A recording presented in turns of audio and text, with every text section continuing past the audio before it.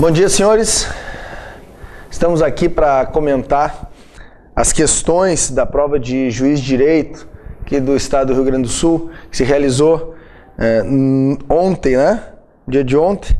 E no direito empresarial foram 9 questões. De um modo geral, a prova estava boa de ser feita, né? Fiquei até satisfeito porque realmente não apresentou muitas surpresas, né? Das 9 questões, imagino que um aluno que tinha se preparado conseguiu fazer pelo menos 6, 7, 8 questões de empresarial, se não até gabaritar. Claro que a gente está falando ainda sem ter o gabarito oficial, que pode apresentar alguma surpresa, mas em princípio a prova estava realmente acessível, coerente, né, com o que normalmente vem sendo perguntado, com os temas relevantes, o que vem sendo tratado aqui nos nossos cursos preparatórios da Verbo, na área de empresarial, tanto em resolução de questões, quanto no curso regular, nos cursos preparatórios para juiz de direito, juiz federal. Então, acredito que quem tem as degravações da nossa aula, quem tem assistido às nossas aulas, tenha tido um desempenho bastante satisfatório, pelo menos dessas 9, 6 questões estavam bastante acessíveis, se não houver surpresa no gabarito, né? Que a gente nunca descarta do gabarito daqui a pouco nos surpreender.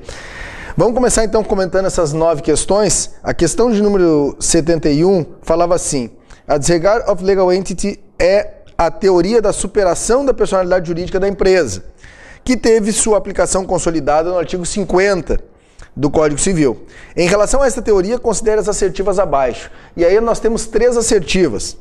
A primeira assertiva: poderá ser desconsiderada a personalidade jurídica sempre que constituir obstáculo ao ressarcimento dos prejuízos causados à qualidade do meio ambiente. E essa assertiva, ela está de acordo com o artigo 4º da Lei 9.605 de 98, né, que tutela o meio ambiente, inclusive prevê a desconsideração. Lembro das nossas aulas de frisar, né? Quando a gente fala lá de desconsideração da personalidade jurídica, teoria maior, teoria menor, né? Dependendo da natureza do crédito, entra aí o artigo 4º da lei ambiental. Então essa primeira assertiva ela é verdadeira. Poderá ser desconsiderada, a segunda assertiva: poderá ser desconsiderada a personalidade jurídica sempre que constituir de alguma forma obstáculo ao ressarcimento dos prejuízos causados ao consumidor. E aí nós temos também o artigo 28, parágrafo 5º do CDC, né, cuja literalidade do parágrafo 5º é exatamente nos termos colocados nessa segunda assertiva. Tem o julgado clássico do STJ, o RESP 279 e 273, né, que chancelou também esse entendimento, a chamada teoria menor nos casos das relações de consumo, e por isso então essa segunda assertiva também está verdadeira. A terceira assertiva: a infração à ordem econômica poderá ser motivo da aplicação desta doutrina quando houver por parte do responsável abuso de direito, excesso de poder, infração à lei, fato ou ato ilícito ou violação dos estatutos ou contrato social. E aí a questão coloca quais são corretas, né? E essa questão, essa assertiva 3, também está correta, está de acordo com o artigo 18 da Lei 8884, que é a legislação que foi revogada agora pela 12.529 de 2011, e o artigo 34 da Lei 12.529 de 2011 vai no mesmo sentido em que ia o artigo 18 da 8884, e por isso a terceira assertiva também está correta, o que nos faz concluir que o gabarito dessa questão 71 é a letra E. Todas as assertivas estão corretas, assertiva 1, assertiva 2 e assertiva 3. Então, se não houver surpresa, gabarito da 71 é a letra E. 72. Assinale a assertiva correta sobre recuperação judicial. A letra A. O plano de recuperação judicial não poderá prever prazo superior a 1 ano para pagamento dos créditos oriundos da legislação do trabalho ou decorrentes de acidentes do trabalho vencidos até a data do pedido de recuperação judicial.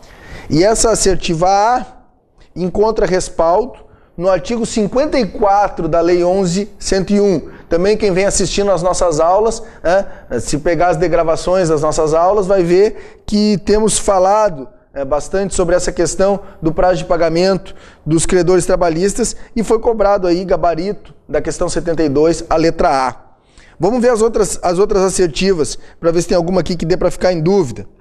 O prazo para que o devedor apresente o plano de recuperação será de 90 dias improrrogáveis contados da publicação da decisão que deferir o processamento da recuperação judicial sob pena de convolução e falência. Ora, a gente sabe que o prazo para apresentação do plano é de 60 dias e não de 90 dias. Então essa letra B não dá para marcar, né? Essa letra B a gente descarta porque contraria o artigo 53 da Lei 11.101, que fala do prazo de 60 dias para apresentação do plano. Letra C.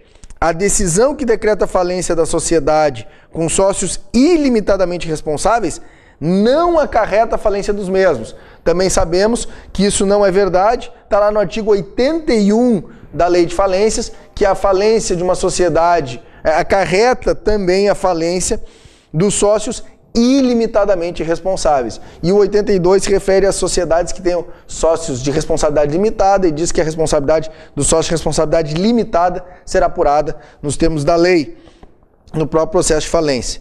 Então a letra C também não dá para marcar porque contraria o artigo 81 da Lei 11.101.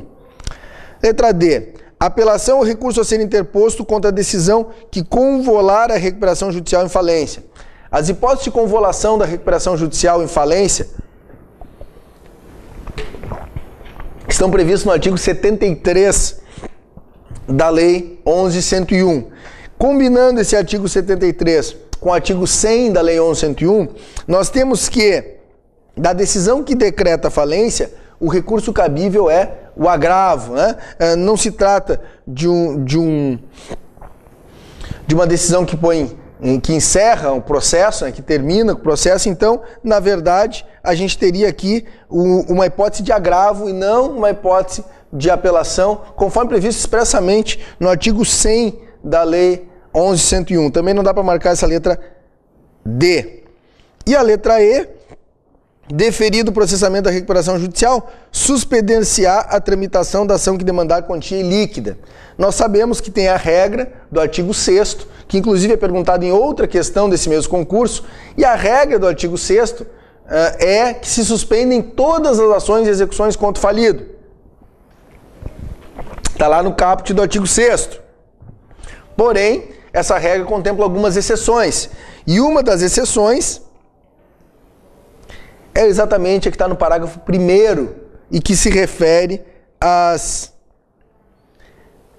ações que demandarem quantias ilíquidas. Ou seja, as ações que demandarem quantias ilíquidas, elas não são suspensas nos termos do parágrafo 1º do artigo 6º da Lei 11.101. O que nos indica que nessa questão 72, o gabarito que deve ser confirmado pela banca é a letra A. A letra A, que fala do prazo para pagamento dos créditos oriundos da legislação do trabalho.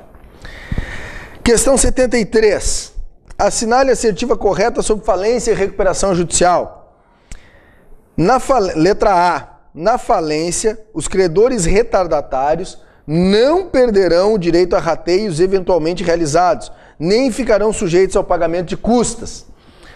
Se sabe que uma das consequências, né, da habilitação retardatária é justamente a perda do direito a participar nos rateios eventualmente realizados. Aliás, até para se evitar isso, existe aquela figura do pedido de reserva, né, de expectativa de crédito. Faz a reserva de expectativa de crédito. Nós sempre falamos disso em aula, invariavelmente nas aulas sobre falência, tocamos nesse ponto. Então, sim, se perde o direito aos rateios eventualmente realizados. E essa consequência está prevista no artigo 10º, parágrafo 3º da Lei 11.101, razão pela qual essa letra A está descartada, né, como resposta correta. Ela está errada, né? B. O decreto de falência ou deferimento do pedido da recuperação judicial suspende o curso da prescrição e de todas as ações e execuções movidas contra o devedor. Essa letra B, ela está coerente com a literalidade do artigo 6º da Lei 11.101 e por isso ela é indicada por nós como gabarito. Embora a gente saiba que essa regra existe exceção, né? Então, o caput do artigo 6º diz: que o decreto da falência suspende o curso da prescrição de todas as ações e execuções movidas contra o devedor. E o parágrafo 1º já diz que não são suspensas as ações que demandarem quantia ilíquida, o que já representa uma exceção. Então, na verdade, a banca aqui jogou com essa questão de regra geral e exceções, é mais ou menos o que acontece no 49, que vai também constar ali na letra D, né? O 49 tem a regra geral do caput do 49, que diz que estão sujeitos à recuperação todos os créditos, ainda que não vencidos, e depois os parágrafos 3º, os parágrafos 4º, representam uma exceção àquela regra do caput. O que a gente tem visto em gabaritos, em concursos públicos, é que quando existe essa situação de regra e exceção, mas o enunciado pega a regra na sua literalidade, como fez aqui a questão 73, a tendência é que isso seja considerado correto pela banca por estar de acordo com a literalidade do artigo 6º. Então, embora haja exceções, nós estamos indicando na questão 73, gabarito a letra B. E vamos ler as outras assertivas até para confirmar isso. Letra C. Os credores cujos créditos forem impugnados serão intimados para contestar a impugnação no prazo de 15 dias. Isso aí tá, a literalidade do artigo 11 da lei prevê o prazo de 5 dias e não o prazo de 15. Logo, podemos descartar essa letra C por estar contrária ao artigo 11 como gabarito da questão. O prazo é 5 e não 15. Letra D. Estão sujeitos à recuperação judicial todos os créditos vencidos existentes na data do pedido. Na verdade, o artigo 49 fala todos os créditos existentes na data do pedido, ainda que não vencidos, ou seja, engloba não só os vencidos, mas também os vincendos.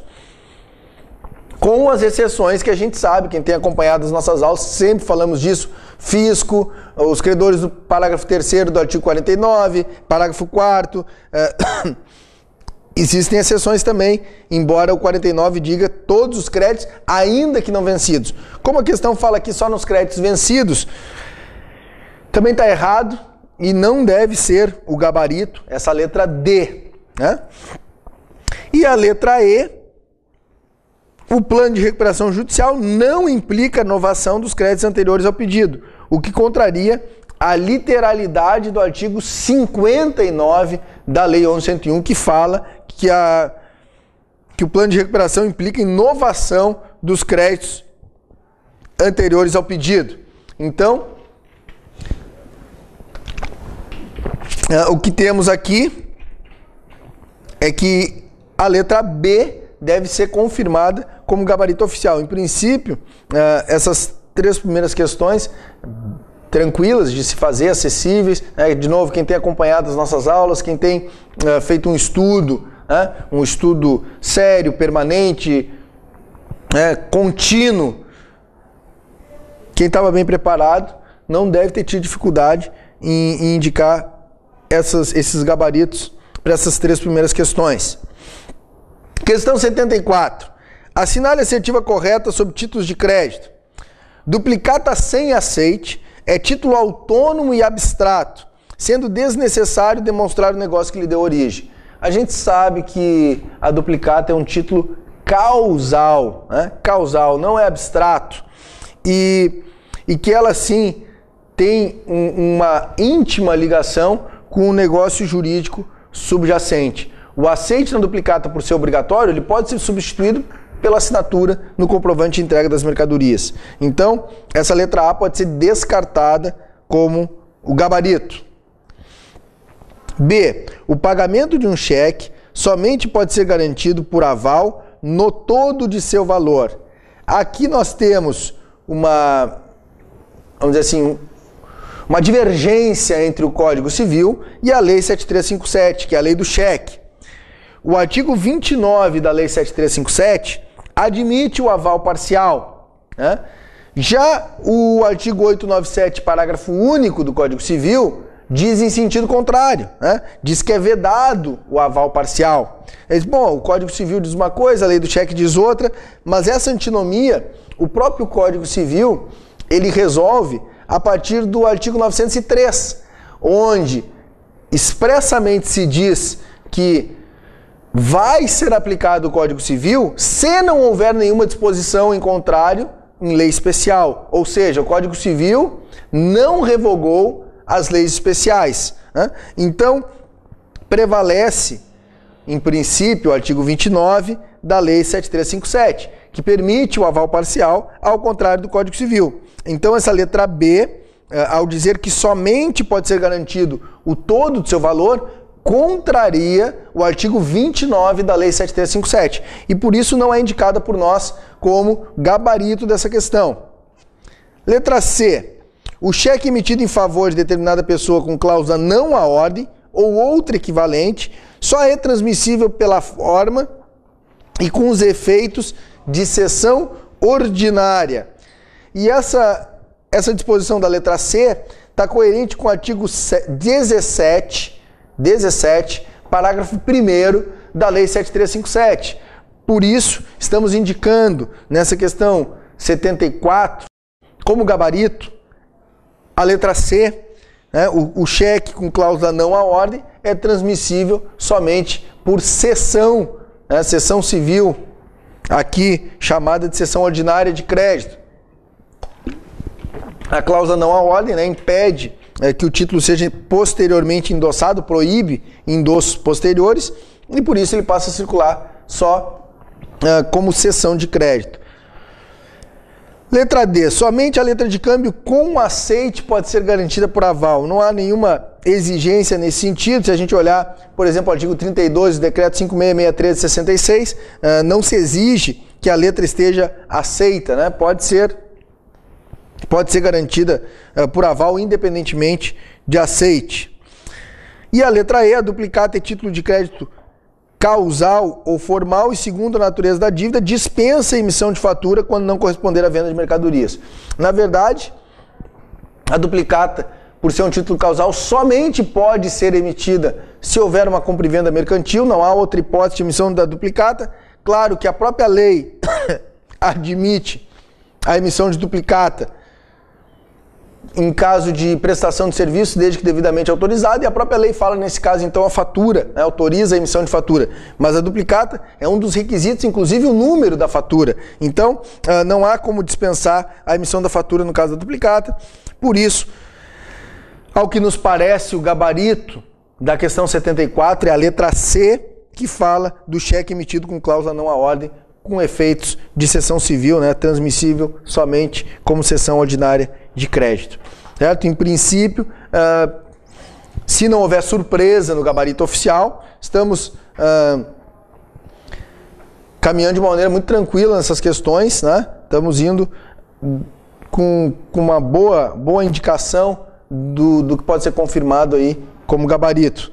Questão 75. Essa questão 75, especialmente para quem tem acompanhado as nossas aulas, ela vai nos permitir descartar 3 assertivas e realmente, pelo que a gente tem visto em aula, as outras todas com os conhecimentos aí constantes nas aulas gravadas, quem tem acompanhado as nossas aulas, não deve ter tido maiores dificuldades. Agora, nessa questão 75, tem 2 assertivas aí que nos deixam numa certa dúvida. Para quem vem assistindo as nossas aulas, depois a gente descarta uma delas e consegue também indicar, em princípio, o gabarito. Vamos acompanhar a letra B, a C e a D, que são aquelas que a gente descarta de plano. Não se presume que o portador de uma nota promissória tenha mandato para inserir data e lugar de emissão do título. Se não contiver esses requisitos, hipótese em que a promissória será inexigível. Primeiro, né, que a própria lei traz presunções caso não seja indicado a data e lugar de emissão do título, e não seria de modo algum caso de inexigibilidade dessa nota promissória. Então, essa letra B, por contrariar expressamente o que está lá no artigo 76 do decreto 57663 de 66, ela é facilmente descartada, não pode ser indicada como gabarito. Letra C. O cheque pode ser avalizado, razão porque é possível ajuizar ação munitória contra o avalista de cheque prescrito. Já está pacificado no âmbito do STJ que, uma vez prescrito o título, extinto o prazo para a propositura da ação cambial, cessam os efeitos do aval. Então, a ação munitória, ela não pode ser intentada contra o avalista do título. Isso também foi bastante afirmado, foi repetido. Peguem as degravações das nossas aulas, está lá, né? Então, por isso, descartamos a letra C, porque o avalista, ele não tem mais nenhuma obrigação cambiária, na verdade, extinta a obrigação cambial, cessam os efeitos do aval, donde não pode o avalista, então, ser réu, né, numa ação munitória. E a letra D, a incapacidade do devedor principal que emite nota promissória, implica a nulidade do aval aposto no título.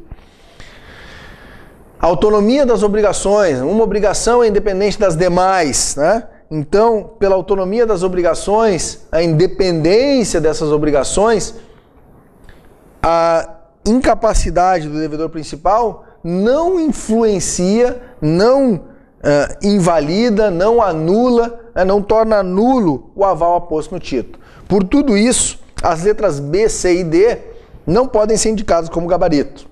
E aí nós voltamos lá para a letra A, que trata realmente aqui nessa assertiva de um título que não costuma ser estudado, né, ordinariamente, que é a nota de crédito industrial. E a letra A diz o seguinte: a nota de crédito industrial é promessa de pagamento em dinheiro com garantia real. A nota de crédito, a gente tem várias, tanto tem a cédula e a nota de crédito rural, industrial, comercial, né, cada uma com o seu regramento. A nota de crédito industrial, assim como a cédula de crédito industrial, estão previstas no decreto 413 de 69. São títulos bem específicos e o que interessa para fins dessa questão é que a cédula de crédito rural é promessa de pagamento em dinheiro com garantia real. E a nota de crédito industrial é promessa de pagamento em dinheiro sem garantia real. Então a questão ela acaba misturando aqui, porque a nota é sem garantia e a cédula é com garantia. E colocou aqui que a nota é com garantia, por isso a letra A está errada, por contrariar o Decreto-Lei 413. Quem eventualmente marcou letra A, não porque ficou em dúvida, né? Realmente é uma questão bem específica que foi formulada aqui nessa letra A, então até se tolera aqui uma certa hesitação do candidato a respeito, né, dessa letra A, porque quem não estava com o decreto 413 fresquinho presente e não é o tipo de questão óbvia ou que ordinariamente é feita, então pode ter tido um pouco de dificuldade e ficado em dúvida nessa letra A. Mas a letra C, por sua vez, fala de algo que também não é tão comum. A gente tem, né, até intuitivamente, essa ideia do chamado aceite por intervenção, que está na letra E. No ato de protesto da letra de câmbio, por falta ou recurso de aceite, o título pode ser aceito por terceiro, desde que haja aquiescência do detentor ou do portador. Então, esse aceite por intervenção, que é previsto na lei, ou melhor dizendo, no decreto 57663, no artigo 56 do decreto, em princípio é indicado por nós como gabarito. Nessa questão 75, a letra E. A letra E. Passamos agora para a questão 76, que de todas as questões é a que, vamos dizer assim, pelo menos na minha experiência de professor aqui, direito empresarial, né, do que a gente tem passado para os alunos, é a que eu, vamos dizer assim, se tem alguma que eu não falei em aula, foi essa questão 76. Todas as outras, de alguma maneira, a gente abordou em maior ou menor intensidade nas nossas aulas. Não é uma questão tão comum e versa sobre um artigo cuja interpretação também não é tão fácil, mas a gente vai analisar essa questão 76. De todas, para mim, foi a questão, vamos dizer assim, que mais fugiu, vamos dizer assim, um pouco ao que a gente tem trabalhado, embora seja uma questão também que daria para um candidato bem preparado, para um candidato afinado com a matéria empresarial acertar.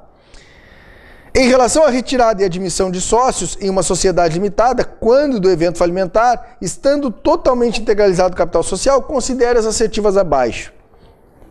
O enunciado é um tanto quanto confuso, mistura retirada, admissão, sociedade limitada, falência, mas na verdade o que está nas assertivas abaixo me parece se não vier surpresa aí, é a regra do artigo 1003 e seu parágrafo único do Código Civil. 1003 esse que é aplicável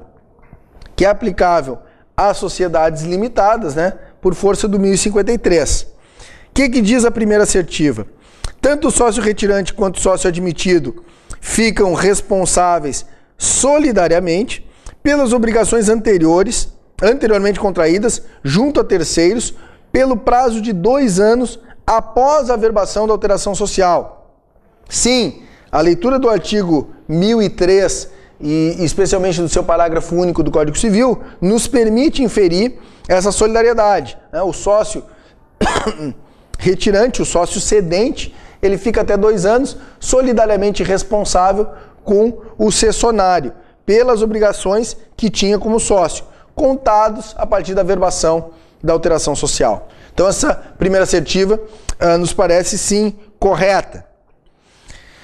A segunda assertiva, o sócio retirante exime-se totalmente de responsabilidade pelas obrigações junto a terceiros, após a averbação do respectivo instrumento na junta comercial, desde que prove a solvência das obrigações anteriores à sua retirada e que os credores tenham concedido expressamente, ou ainda que esses mesmos credores tenham realizado novação ou continuado a negociar com a sociedade.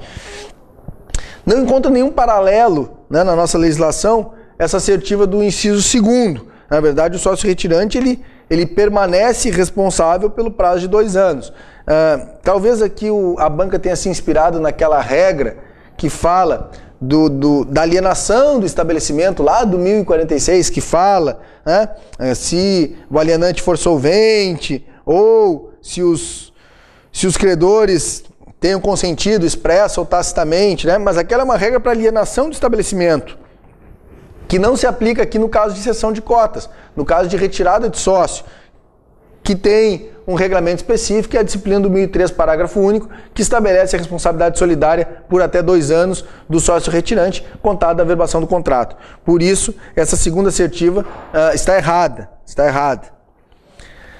E a terceira assertiva, a partir da data do seu ingresso, o sócio admitido por aumento de capital ou por cessão de cotas fica sujeito à responsabilidade ordinária desse tipo societário. A partir da data do seu ingresso, o sócio admitido por aumento de capital ou cessão de cotas fica sujeito à responsabilidade ordinária desse tipo societário. Então nós temos aqui a primeira assertiva correta, a segunda errada. Nos dá como opção de gabarito a letra A e a letra D. Ou é A ou é D. A B, a C e a E nós já excluímos, porque sabemos que a 1 está certa e que a 2 está errada. Essa assertiva 3, ela deixa uma questão aqui em aberto, uma questão de interpretação, porque fala o seguinte: a partir da data do seu ingresso, o sócio admitido, por aumento ou cessão de cotas, fica sujeito à responsabilidade ordinária. É evidente que o sócio, uma vez admitido na sociedade, uma vez o seu ingresso, fica sujeito à responsabilidade ordinária do tipo societário. Isso é uma obviedade, né? A questão é que a partir da data do seu ingresso, o que a banca vai considerar como data do ingresso, né?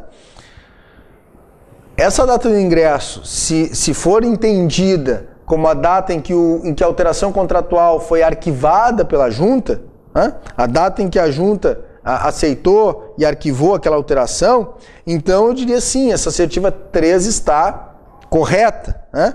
E aí nós teríamos como gabarito a letra D, o que me parece ser o mais provável aqui, né? Então, até por uma questão de bom senso, pela coerência com que a banca tem, enfim, apresentou a prova e a forma como se expressou aqui, me parece que vai ser interpretado aqui como data de ingresso, a data em que efetivamente aquela alteração contratual, né, foi averbada, enfim, foi arquivada lá na junta, né, que seria o termo correto de acordo com a Lei 8.934.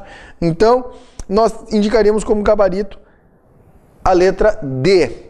Se essa data de ingresso for entendida como outra data, a data de ingresso, a data que ele começou a trabalhar, independente do arquivamento, aí essa assertiva 3 estaria errada, porque não é essa data de ingresso, não é a data em que ele chega lá e começa a trabalhar, é a data em que o contrato alterado, for levado ao arquivamento lá na junta. Né? Então, aqui, essa data de ingresso dá margem a interpretações, mas me parece que vai ser considerada assim como correta, que vai ser interpretada como a data do arquivamento, da alteração contratual, e tornando o gabarito a letra D, apenas a 1 e a 3 estão corretas. Se essa 3 for considerada errada, se essa data do ingresso corresponder a outro momento, bom, aí ficaria a letra A, apenas a 1, correta. Questão 77. Sobre os tipos de sociedades previstos no Código Civil, considere as assertivas abaixo. A sociedade em comum, classificada entre as sociedades não personificadas, é aquela que não tem contrato social inscrito na junta. Absolutamente verdadeiro, coerente com o artigo 986 do Código Civil. Sociedade em comum é o que antigamente se chamava sociedade irregular ou de fato. Essa assertiva 1 está correta. Uma das sociedades não personificadas é a sociedade em conta de participação de duração efêmera. Não necessariamente duração efêmera. Diz aqui a assertiva que é de duração efêmera. Esse tipo se amolda a figura do contrato de investimentos e se apresenta sob inúmeras combinações entre os contratantes, ora ocultando os financiadores, ora registrando-os nas corporações. Não há qualquer registro, né, do sócio participante, registrando-os nas corporações. Se esse registrando aqui for entendido como uma atuação do sócio participante, né? O sócio participante não pode tomar parte nos negócios, né? Então, primeiro que a sociedade em conta de participação não tem necessariamente uma duração efêmera, né? Ela pode ser uma sociedade, sim, duradoura, né? E segundo, esse registro aqui, né? A sociedade em conta de participação, ela constitui-se independentemente de qualquer formalidade, né? O registro público de empresas mercantis,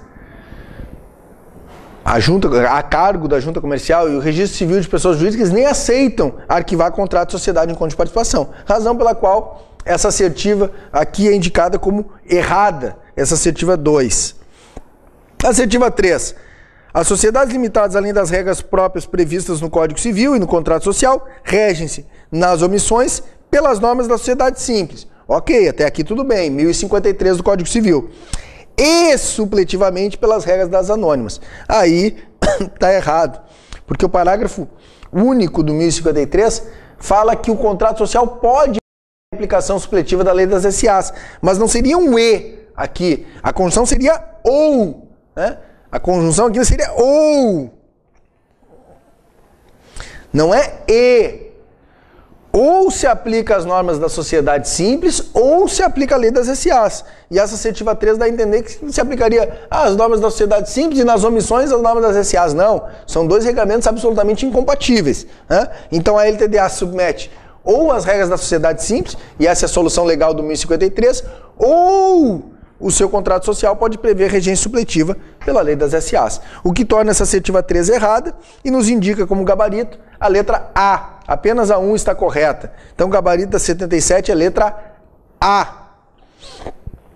78. Em relação às sociedades anônimas, considere as assertivas abaixo. As companhias fechadas, independentemente do número de acionistas, não oferecem por intermédio de entidades legalmente autorizadas a negociar no mercado imobiliário suas ações ao grande público. Verdadeiro, né? Essa assertiva 1 está coerente com o artigo 4º da Lei 6404. Assertiva 2. Quanto à forma, as ações podem ser ordinárias, preferenciais de fruição. Errado. O artigo 15 fala que quanto às espécies, é admitido aqui até quanto à natureza, né? Natureza. Quanto à natureza, ou as espécies de ações, ou classes, né? Classes de ações, também se pode falar classes, natureza, espécie, mas não quanto à forma, né? Ordinária, preferencial de fruição, então são exemplos de classes de ações ou de espécies ou quanto à sua natureza. Quanto à forma, é uma classificação que era estudada antigamente, mas que hoje perdeu um pouco a importância, porque só existe uma forma de ação prevista, que está lá no artigo 20, que é a nominativa. Antigamente existiam as ações ao portador, por isso até sociedades anônimas, porque era lícitas as ações ao portador e as ações endossáveis. Hoje não existe mais quanto à forma, né? nenhuma categoria, são só ações nominativas. Todas as ações são nominativas. Não existem mais as endossáveis nem o portador. Tanto que essa classificação perdeu um pouco a relevância. Mas é errado, então, associar a forma a ações ordinárias preferenciais de fruição. Razão pela qual estamos indicando essa assertiva 2 como errada. 3. As debêntures, partes beneficiárias e bônus de subscrição, além dos commercial papers, são títulos que podem ser emitidos pela sociedade anônima. Absolutamente verdadeiro. Né? Vimos em aula também debêntures, partes beneficiárias e bônus de subscrição, além dos commercial papers, que são títulos de curto prazo, né, que visam a capitalização da companhia. Então, indicamos a 1 e a 3 como corretas e a 2 como errada, o que nos dá um gabarito letra D. Né? E só para pegarem a referência legal dessa assertiva 3, artigos 46, 52 e 75 da Lei 6404. E a última questão de empresarial, com base na teoria da empresa, considera as assertivas abaixo. Assertiva 1. Economicidade é a criação de riqueza e de bens ou serviços patrimonialmente valoráveis com vistas à produção ou à circulação de bens e serviços. Economicidade é a criação de riqueza ou de bens e serviços patrimonialmente valoráveis com vista à produção ou circulação de bens e serviços. Uma definição aceitável, aparentemente correta, em princípio correta. Claro que se a gente for discutir economicidade, se for ler Askini, se for ler o Rony Preuswart, se for ler, enfim, a gente vai encontrar divergências, né, sobre, em alguma medida, sobre o conteúdo dessa economicidade, mas em princípio essa assertiva 1 está correta. Assertiva 2, estabelecimento empresarial é o local exato onde o empresário exerce sua atividade. Essa assertiva 2 está errada, porque contraria o 1142 do Código Civil. Né? O 1142 define estabelecimento como complexo de bens, e não como um local onde é exercida a atividade, mas é o conjunto de bens afetados a uma atividade econômica. Por isso, a assertiva 2 é indicada por nós como errada. E a assertiva 3, as sociedades simples são aquelas classificadas como atividades lucrativas não empresariais. Isso parece que sim, está coerente com os artigos 981, que fala que toda sociedade, né, é econômica, visa o lucro, né, assim como que a sociedade simples, está lá no 982, né, são aquelas que não exercem atividade, ou são aquelas que exercem atividade não empresarial, né, não exercem atividade empresarial. Dito isso, né, a gente sabe que sempre é perigoso comentar questões de prova antes do gabarito oficial. Claro que sempre existe aí uma margem de erro, né, até para a gente que está acostumado. Eu não fiz essas questões também com muita... não tive muito tempo para digerir e para fazer essas questões, não fiz com muita calma, pelo contrário, fiz de uma maneira bastante rápida, ligeira, até para que a gente pudesse estar aqui hoje conversando sobre elas. Então, já eventualmente me desculpando por um eventual equívoco, né, que possa vir a ser depois apurado, mas acredito, né, que no grosso dessas considerações, na maioria do que foi dito aqui, na maioria do gabarito que foi apresentado e que está sendo apresentado aqui para vocês, não deve haver surpresa. Pode haver uma ou outra surpresa, uma ou outra questão aqui que a banca pode nos surpreender, mas até pela forma como foi feita a prova, que foi uma prova bem tranquila, bem coerente, que não exigiu nada assim muito tresloucado, que foi uma prova bem adequada, né? Que cobrou quem se preparou, como eu falei para vocês, conseguiu acertar 6, conseguiu acertar 7, conseguiu acertar 8 questões, quiçá até gabaritar essa parte de empresarial. Então, assim, a minha avaliação foi uma prova tranquila de se fazer, foi uma prova boa de se fazer, claro.